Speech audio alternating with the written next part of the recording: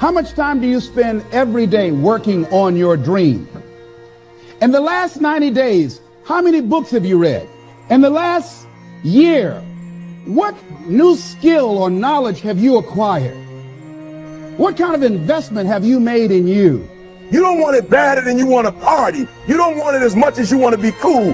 Most of you don't want success as much as you want to sleep. Some of you love sleep more than you love success. And I'm here to tell you today, if you're going to be successful, you gotta be willing to give up sleep. There is no shortcut. There is no hack. There's no sweatless solution. You're gonna have to work. There is always weakness to work on. Always. A lot of them. Why would we allow ourselves to make easy excuses? Why would you allow that? Are you going to make today count? Because that's all you can control. And that's all that matters. It doesn't matter where you start, guys. It doesn't matter what talents you're born with. It's about where you finish. And this race isn't over. It's not over. You could still come in first in the marathon. But you gotta start today. You gotta start now. You have everything you have. Everything you need is inside you. But I realize that doesn't mean just because you don't think you're good enough, doesn't mean you can't be good. Doesn't mean you can't be great. Doesn't mean you can't carry on. But it's not gonna always be like this. Your condition is not your conclusion. Nothing is impossible. So you have to decide before you leave, what's that first thing that's been impossible for you? I want you to attack it and overcome it. Because if you run from the adversity that you're going through today, you'll forever be at that level in which you're going through for the rest of your life. One day you'll look back on your life and appreciate the struggle and have nothing but gratitude for everything that happened along the way. And you come to recognize that in return, you're given the chance to earn the greatest edge of all, and one that can never be taken away. You have enough right now to change your life. You have enough right now to flip this world upside down. You have enough. You got enough power. You got enough anointing. You got enough grace. You got enough patience. You got enough gifting to make your money, get out of debt, get yourself together, and change everything about your world. Realize that you have the ability to make an impact. You have an opportunity to change that story in your head. Put yourself out there, because when you do, amazing things happen. The essence of life is growth. The essence of life is growth, to do the best you can. And here's what's interesting. Humans are the only life form that will do less than they possibly can. Humans are the only life form that will settle for less. Every other life form except human beings strive to its maximum capacity. How tall will a tree grow? Approximately as tall as it possibly can. You never heard of a tree growing half as high as it could. No, trees don't grow half. Trees send their roots down as deep as possible, stretch their limbs up as high as possible, produce every leaf possible and every fruit possible. As a matter of fact, you never heard of a human physically growing half. We keep growing until we're done. Now that's a part of life we can't control. It's genetically coded. And that's probably why we keep growing till we're done. Because we can't control that part. It's the rest of our growing that we control. The growing of our minds, the expansion of our minds, that we can control. And that's what tends to get away from us. All life forms inherently strive to their max except human beings. Now, why wouldn't human beings strive to their maximum possibility? Here's why. Because we've been given the dignity of choice. It makes us different than alligators and trees and birds. The dignity of choice makes us different than all other life forms. And here's the choice: to become part of what we could be, enough to get by, or to become all that we can be. My best advice for you is to choose the all. Earn all you can, make all the friends you can, read as many books as you can, develop as many skills as you can, see as much as possible, do as much as possible, make as much fortune as possible, give as much of it away as possible.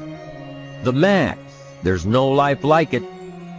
I'm telling you, once I got on track, I've never looked back. Pick up the challenge. Go for it. Take the best of the two easies.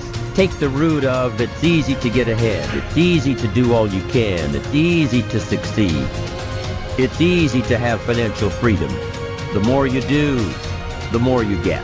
See, if you're playing it safe, you're not going to win. If you're playing it safe, like that old saying, you know, you were taught when you're a little girl, better to be safe than sorry. Well, that's a bunch of crap. It's not better to be safe than sorry. It's by trying things that you figure out how far you can go. You got to get outside the box. Like it's reported, Edison tried 3,000 ways before he built the incandescent light. He said he didn't fail 3,000 times. He said there was 3,000 different steps to building a light bulb. Well, there's different steps to get to where you're going. And I really do treat winning and losing exactly the same. I do not let it upset me. Do you think that's a big part of why you're so successful? Well, it's part of why I enjoy it. Yeah, I think it is, because I'll try anything. Like if I'm into an idea, the idea of losing never enters my mind. See, I have worked with giants. I had the good fortune of working with Sir Edmund Hillary. He was the first man to stand on top of the world. And I worked with him on 3 different occasions. And the only difference in Ed Hillary and Bob Proctor is in his side. Now, he's gone now, but he was a big man. And he shook hands with me. His hand wrapped right around mine. I felt like a dwarf, you know. And talking to him, like it never entered his mind he wouldn't get to the top of the mountain. But he failed in 1951. He failed in 1952. It wasn't until 1953 that he got to the top of the mountain. Now, people had died for centuries trying to do that. He said, I knew if I could see it in here, I could hold it out here. Stella Mann wrote that in a book. You can see it in your head, you can hold it in your hand. And that's right. And if you're not prepared to lose, you're never going to win, because you're always playing it safe. And there's no reward in that. Dare to go forward. Winston Churchill once said, courage is rightly considered the foremost of the virtues, because upon it all others depend. Courage is the chief distinguishing characteristic of the true leader. It is almost always visible in the leader's words and actions. It is absolutely indispensable to success, happiness, and the ability to motivate other people to be the best they can be. Follow through on your vision. In a way, it is easy to develop a big vision for yourself and for the person you want to be. It is easy to commit yourself to living with complete integrity. But it requires incredible courage to follow through on your vision and on your commitments. You see, as soon as you set a high goal or standard for yourself, you will run into all kinds of difficulties and setbacks. Refuse to compromise. You will be surrounded by temptations to compromise your values and your vision. You will feel an almost irresistible urge to get along by going along. Your desire to earn the respect and cooperation of others can easily lead to the abandonment of your principles. And here is where courage comes in. Stick to your principles. Courage combined with integrity is the foundation of character. The first form of courage is your ability to stick to your principles, to stand for what you believe in and to refuse to budge unless you feel right about the alternative. Courage is also the ability to step out in faith, to launch out into the unknown, and then to face the inevitable doubt and uncertainty that accompany every new venture. Avoid the comfort zone. Most people are seduced by the lure of the comfort zone. This can be likened to going out of a warm house on a cold, windy morning. The average person, when he feels the storm swirling outside his comfort zone, rushes back inside where it's nice and warm. But not the true leader. The true leader has the courage to step away from the familiar and comfortable and to face the unknown with no guarantees of success.